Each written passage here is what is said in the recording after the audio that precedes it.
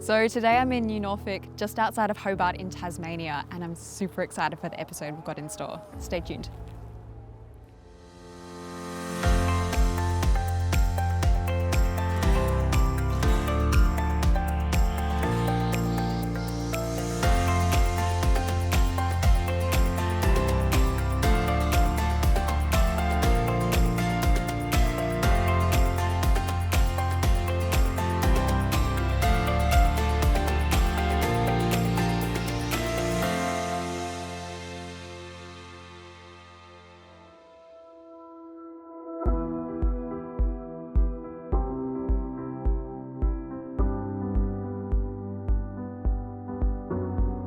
Today I'm at the Agrarian Kitchen just outside of Hobart in Tasmania, and I'm super stoked to be here.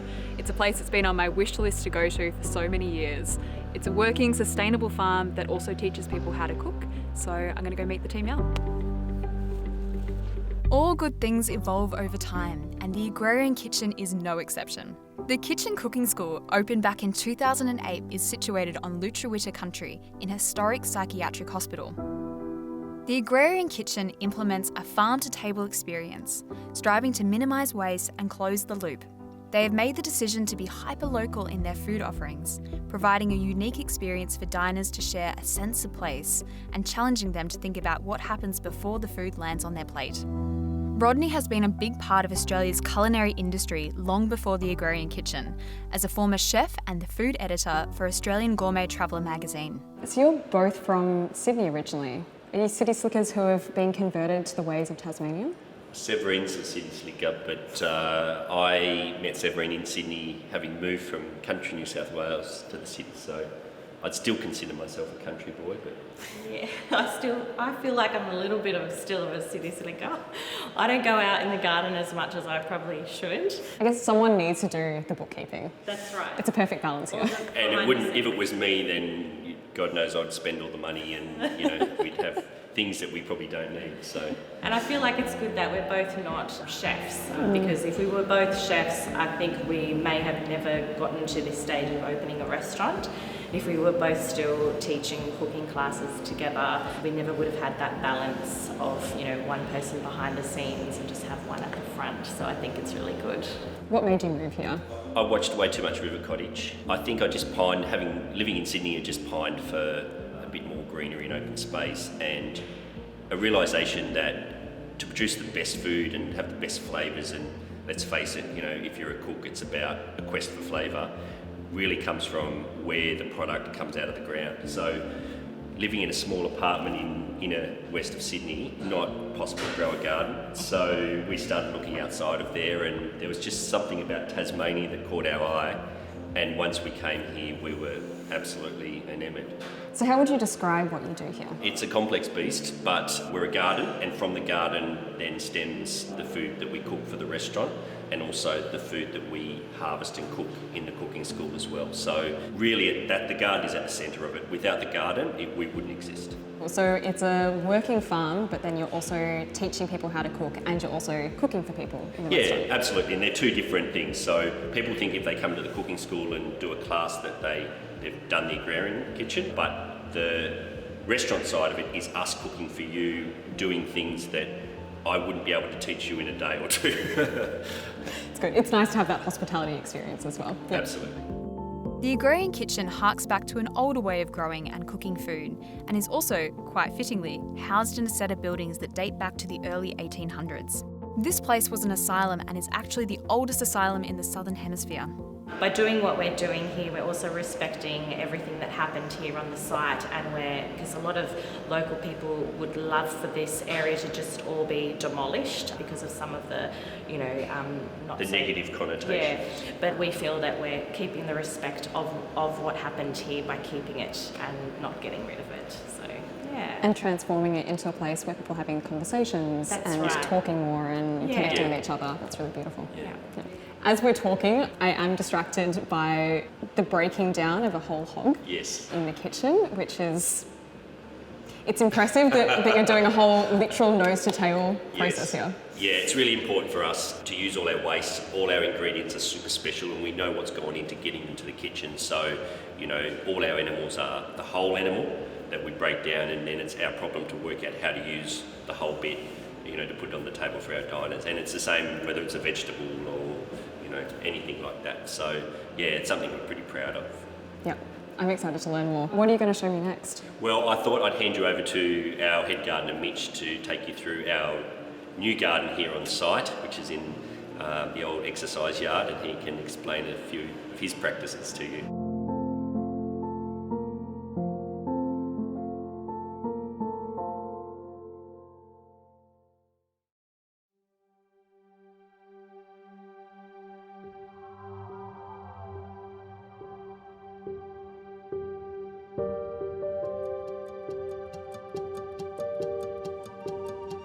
We're about to enter into the Asylum exercise yard that has now been turned into a beautiful utopia.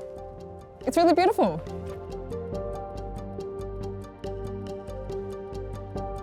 It's the new garden. So they're just putting everything in, they're still building the greenhouse here, but they're also going to be putting citrus trees all along the back wall here. So they're really utilising the concrete here to create heat, which will help with all the citrus trees growing. And this harvest has only been in here since Christmas, so only a couple of months, and it's already doing really, really well. So great soil. It's very peaceful and quiet here as well, which is nice.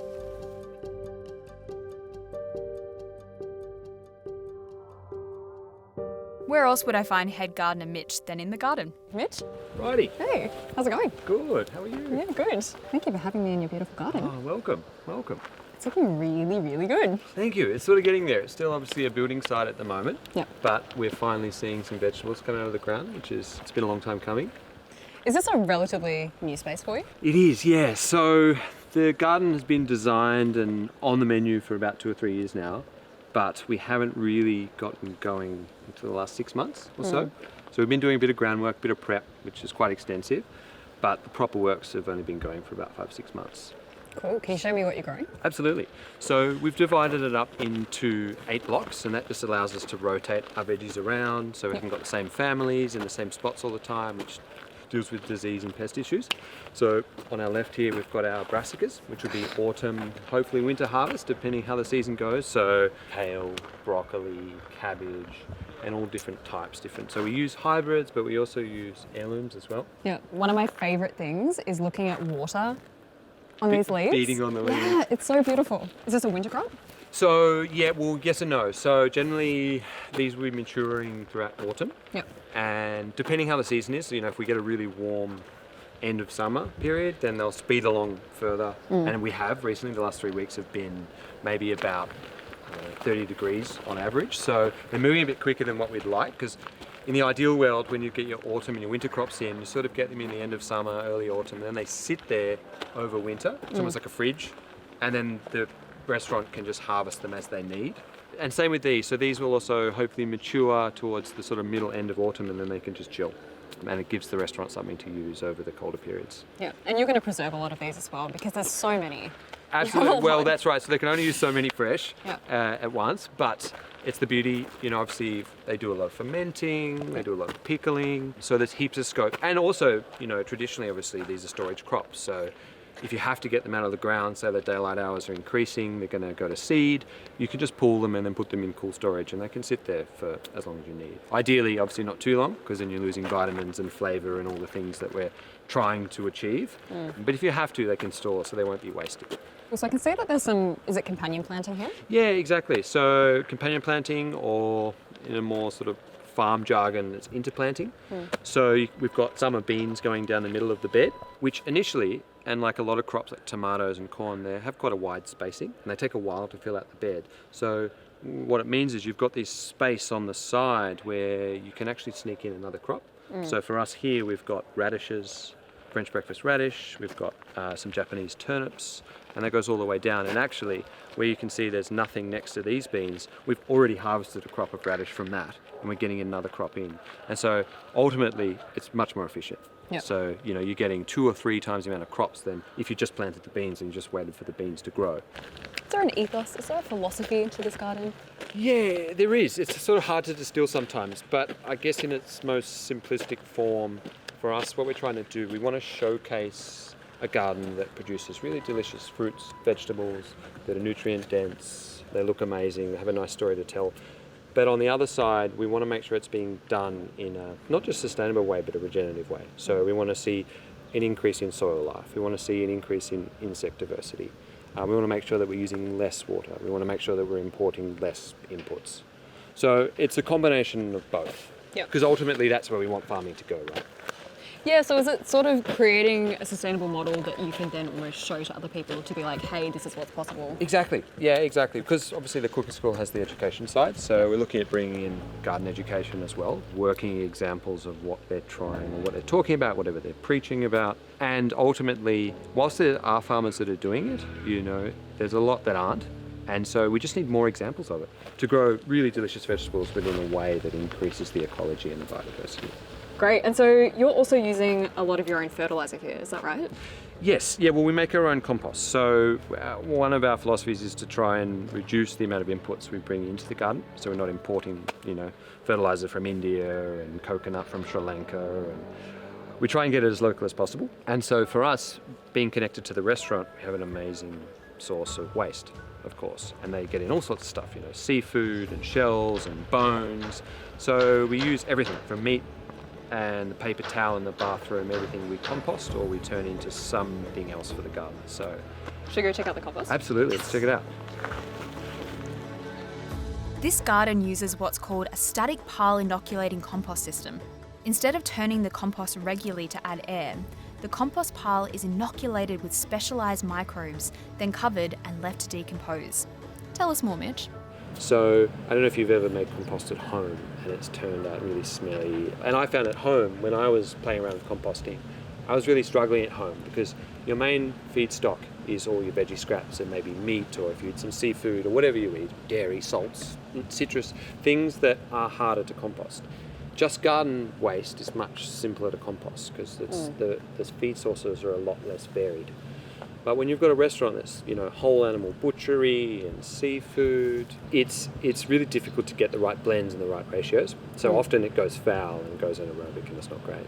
To get around that, one thing you can do is actually deliberately make an anaerobic compost, but then you inoculate it with anaerobic microbes, which is what we do. And then so it can sit there, the microbes do their work, they stop it from being smelly and they'll break it down.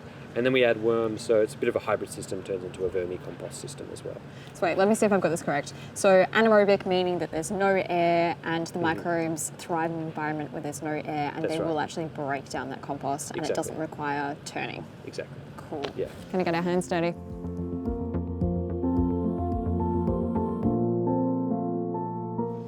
Look at this beautiful bokashi. Does it smell like ripe bananas? Yeah, it does. It smells like... It smells very fermented. It does, doesn't it? Like fermented sawdust. Which is the idea. So, well, at least that's our marker when we know that it's ready to be used. So that's how we inoculate our compost. So we make this ourselves. So we have a biological liquid, and then we ferment it out with pollard and bran and coconut. And so when we're making our mix up with all our food waste that we put through a shredder, we mix in our bokashi as well. And then we put it into these bins. No, we mix it all in a cement mixer, but if you're doing it at home, so say you've got this mix, which looks, I know it looks a little bit scary, but this is, you wouldn't believe what this was 2 weeks ago. Yeah. It would be the scariest food scraps you've ever seen. Rotten sea urchin and, you know, pig's tails. You can see how quickly it starts breaking down, eh? It looks great and it smells great as well. Like, yeah. This does not smell like rotting pigtail. No, it doesn't. And it's one of the beauties of anaerobic fermentation is that it controls all the odour. Yeah. Which is obviously super crucial being near a restaurant. We're not so keen on having to turn these every second day. So this is one way of reducing some labour and just making it a little bit simpler, but then also making a more biologically active compost afterwards.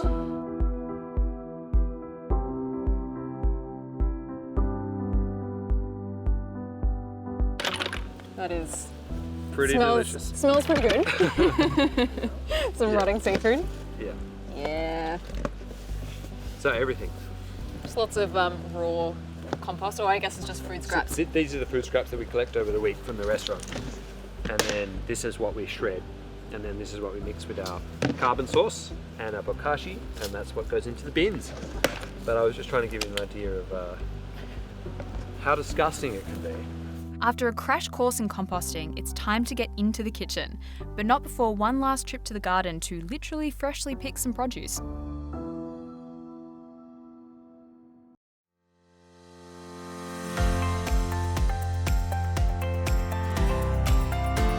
I'm going to go inside and see Stephen. Yes.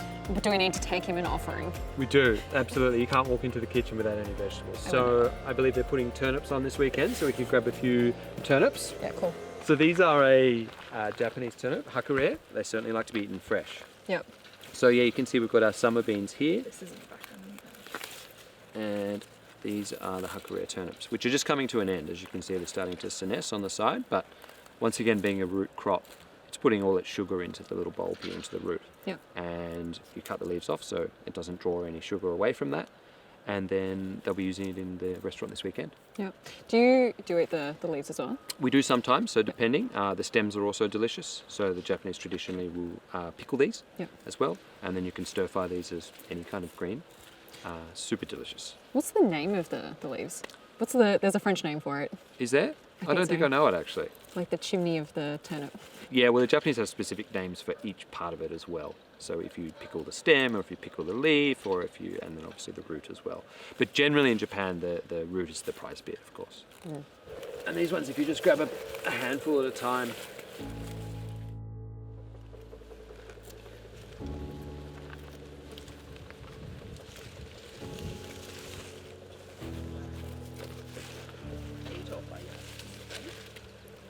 It smells really good.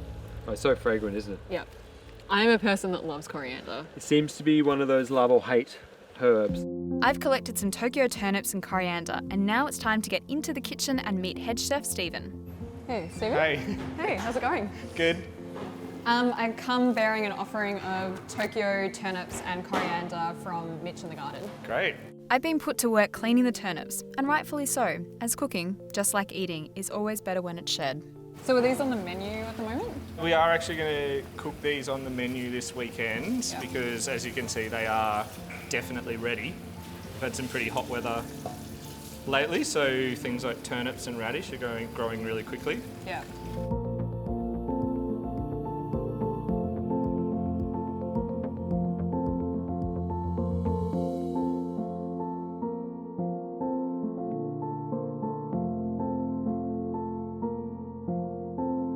Should I cut up these? Yeah, I think you should cut up the turnips. I think we'll just cut them in half. They're so beautiful. There's not really like a substitute for something that picks that fresh, really.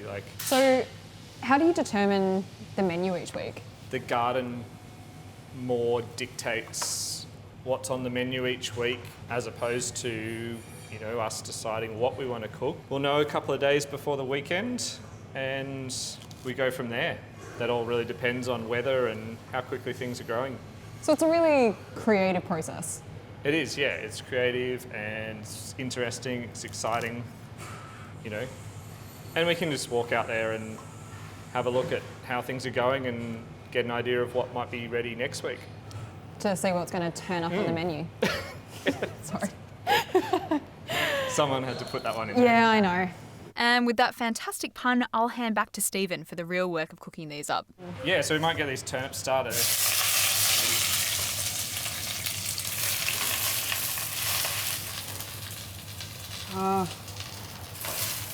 is so fresh. So fresh. Essentially roll with the punches of the seasons.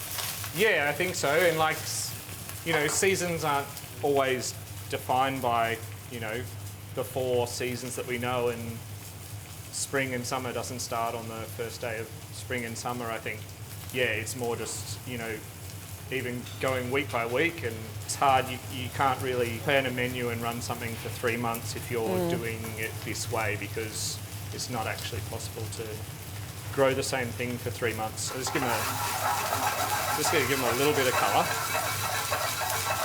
Is there any oil in here? There is a little bit of oil. Okay.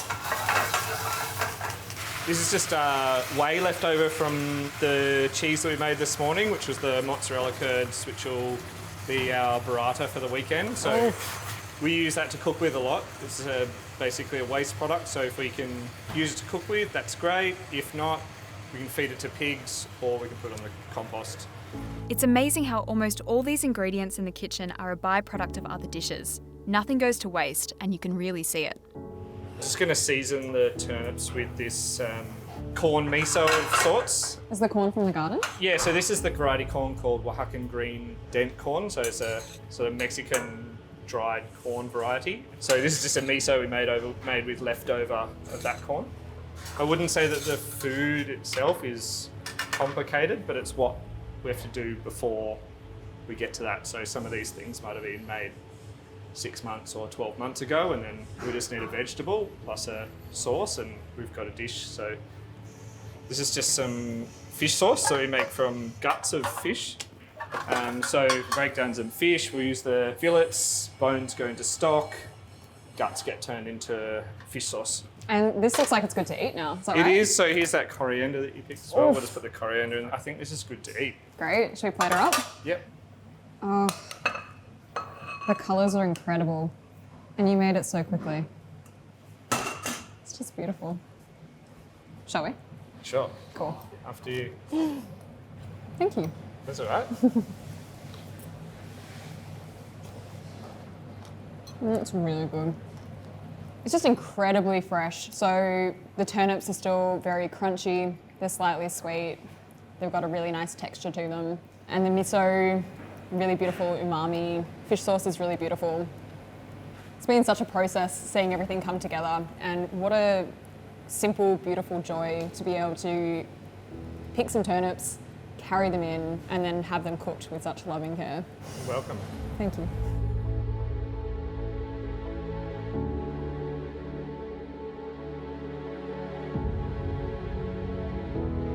I've had such a sincerely beautiful experience at the Agrarian Kitchen today. It's been such a joy learning about this high quality, sustainable food system. And it's also just such a pleasure picking a turnip that's been so lovingly grown and then to have it so lovingly prepared for me. It's really the simple things in life, but also the sustainable things. And it really helps when it's that delicious too. Anyway, see you next time.